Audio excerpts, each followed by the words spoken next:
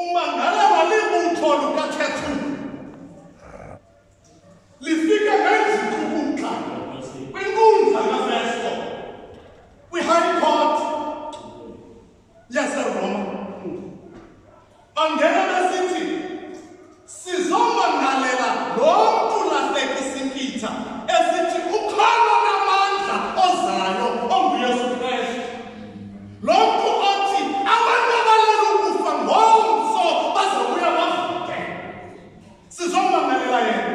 Apha kwisixeko sikaJuda asibe nomntu owake wavuka ngaphandle kwalawo lahlekisi owathuza iphithi itempile aphinda yakhe emveni kweentsuku ezintathu. Sasilaa lahlekisi thina. Kodwa siva lo esithi lukhona uvuko lwabantu abakholwayo kwakunye nabangakholwayo.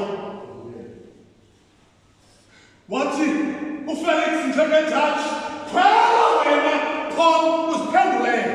Uthi uPaul ndiza kuziphendulela ngomxhelo onwabileyo kuba wena Felix ubukho eGalili. Kusithiwa hambani niyokuzenza abafundi kuzo zonke intlanga nibaxelele abantu ngovuko lwabantu abakholwayo.